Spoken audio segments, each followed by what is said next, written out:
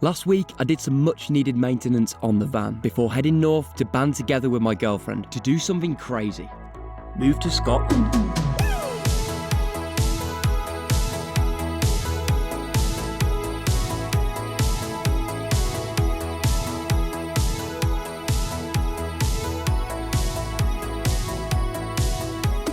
Once we re-linked up, we headed north. We had to house sit for some friends in the Lake District. So, while we were there, we had a little bit of a look around. We were now in the lands of luscious green rolling fields, old English stone-built cottages, and roads that motorcyclists only dream of.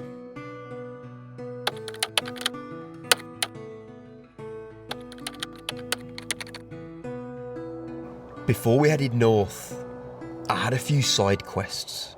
The Northern English weather had other ideas, but it's our job in this life to make things happen. It wasn't my destination to end up here, merely just a coincidence. But I found myself in one of the 70 plus churches that I'd visited as I walked the length of the United Kingdom. It should have been expected in such a rich historical landscape, because what we were to witness next was a monument edged into my bucket list since I was a little boy.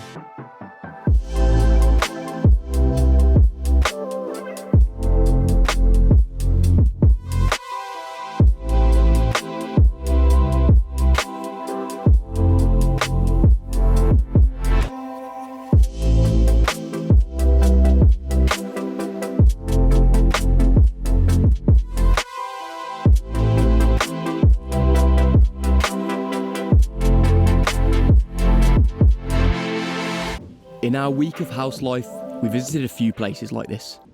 Local scenery that was absolutely astounding, as well as a 200 plus foot waterfall.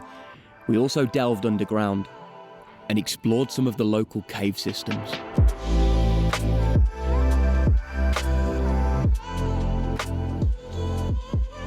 As much as we'd missed the beautiful sunsets in this part of the country, it was time to head further north, to the Lake District, where we do our final preparation before moving to our new home country. Good afternoon or evening. I don't really know where you're watching from. Bex is just getting on with some work.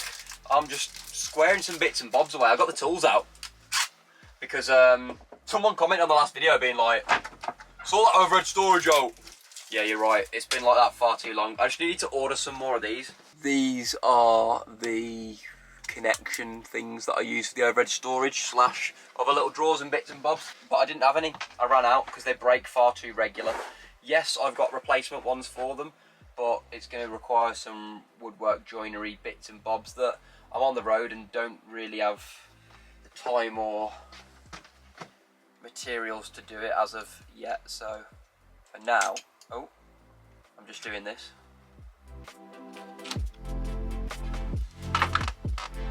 I'd been trying to get these picture frames up for weeks, so it was finally time. Let's see, higher again? Yeah, that was weird. Yeah. Yeah, higher. Yeah. And then centre of beam.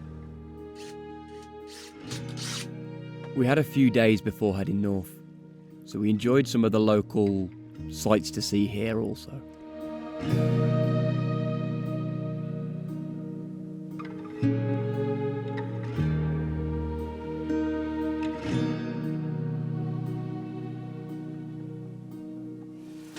Together like old iced tea and whammer weather. Wham! Right, good morning. Good morning, Vietnam.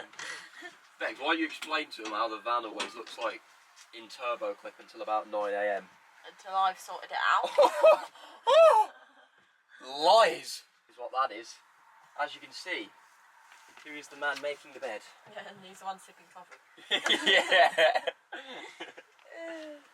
Yeah.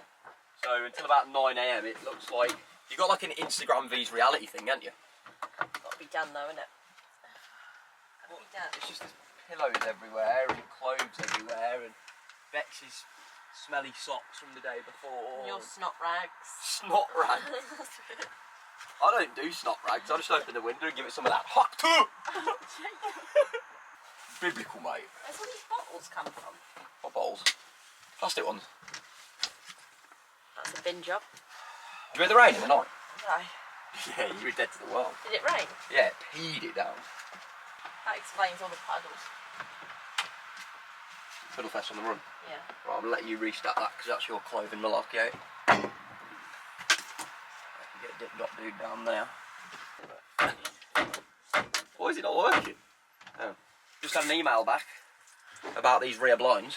We're having, from a proper black country lass, a proper local lass, from where I was born and raised. She makes like these rear blinds and side blinds and front blinds for vans and stuff. So yeah, I've ordered some rear window covers off her, which is class because at the minute I've been using the front side windows to put on at the back to sort of give as a little bit of added privacy.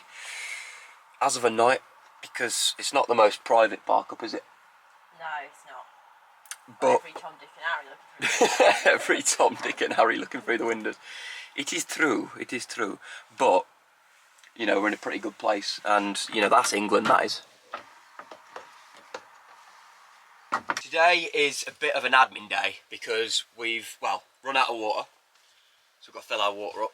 We need to go and get some food. So we're going to do the Endeavour to Lidl in Cockermouth, which is about 10 miles that way. No, 20 miles that way. I actually walked back. My mate, his girlfriend dropped us once in Cockermouth and then we walked back across the mountains to Keswick. Drop it in the comments how proud of me you are. But yeah, no, it's quite nice, isn't it? It's a good park up. We've got pheasants cruising around in this beautiful field as well as the odd sheep. These lambs are off to slaughter soon, aren't they? They're that sort of, we were talking about this the other day, they're that sort of podge. They're going on the old Chrissy dinner, I reckon. They're very pretty though, aren't they, these ones? Yeah, they are. They're good looking sheep to be fair. Good lads. Water. I might even jet wash. I might even jet wash the van. We're going all out. Yeah, because it's got a bit of smeg from the motorway on the way up. I don't think. Ah, my back. Oh. Ah. Van life. 25 pushing on 50. Yeah.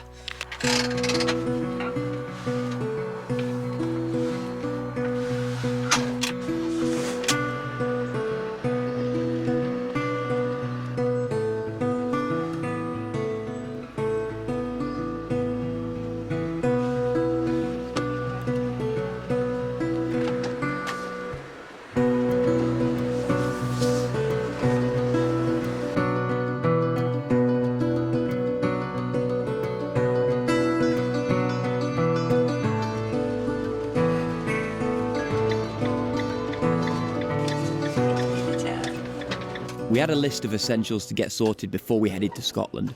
Food, water, fuel, washing the van and picking up some parcels as well as dropping some off.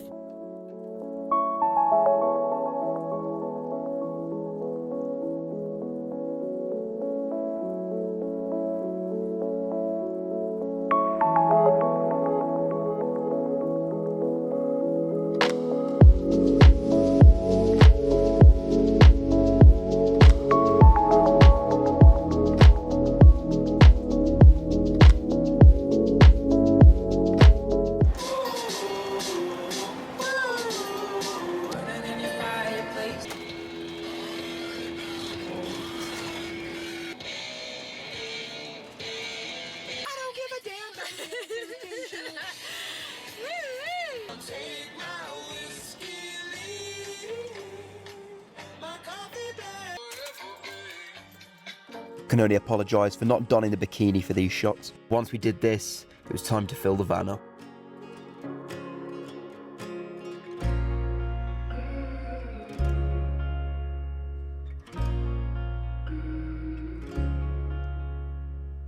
We hit a campsite for the night to replan our water, grab a shower, and what we were most shocked at was that we witnessed the Northern Lights for the evening.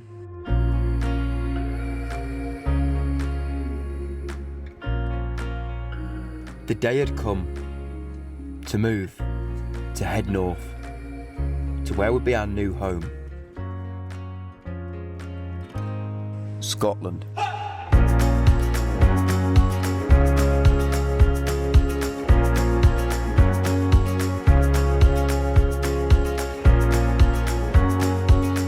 Greeted by surreal scenery in the Scottish lowlands, we settled in for the night.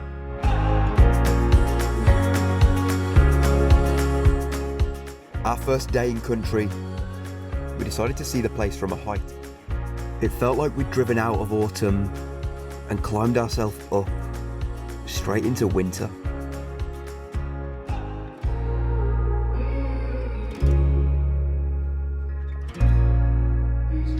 We've been coming up here for the last sort of 2-3 winters, but only sort of staying around the West Highlands area. And this time we're pretty much staying for the whole winter. We're pretty much up here until another drastic move, which will happen at some point in the coming months. But for the foreseeable, we're living in Scotland, and that's a bit mental really, because this is the first time up here that the van's been done, that everything's been squared, that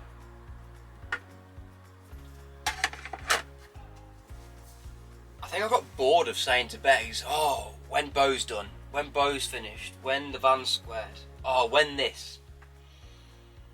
And now it's done. There's things I'm going to change about it in the future.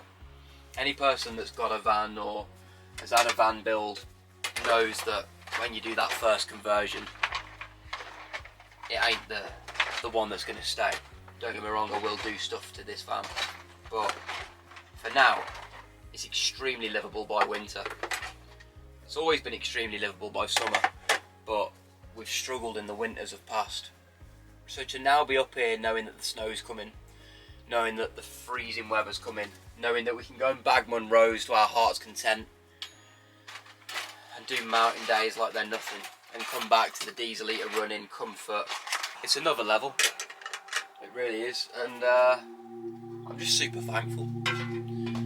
To van life in Scotland. This adventure will continue next week for our first week of van life in Scotland. Thank you so much for watching, and thank you so much to my patrons for making this possible.